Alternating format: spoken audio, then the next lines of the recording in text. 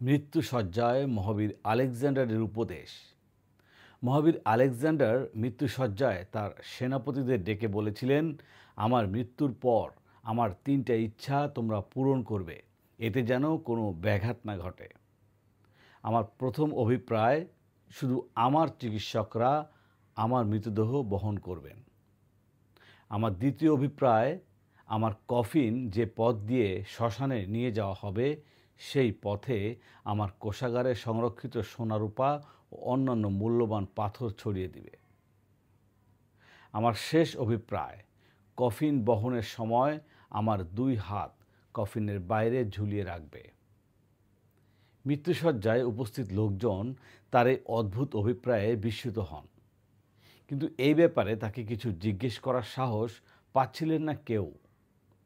তখন তার একজন প্রিয় সেনাপতি তার হাতটা তুলে ধরে চুম্বন করে বলেন, হে মহামান্য, অবশ্যই আপনার সব অভিপ্রায় পূর্ণ করা হবে, কিন্তু আপনি কেন এই বিচিত্র অভিপ্রায় ব্যক্ত করলেন?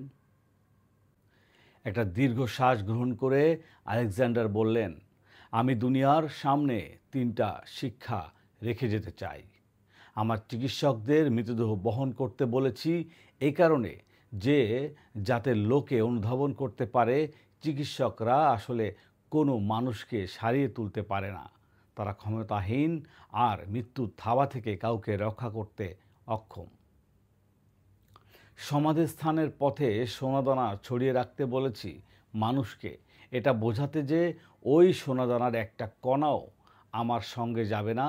আমি এগুলো পাওয়ার জন্য সারাটা জীবন ব্যয় করেছি, কিন্তু নিজে সঙ্গে কিছুই নিয়ে যেতে পারছি না। মানুষ বুঝুক, ধন সম্পদের পেছনে ছোটা সময়ের অপচয় মাত্র।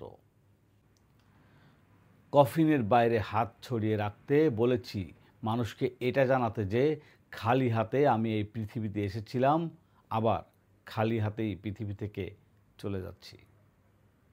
ধন্যবাদ।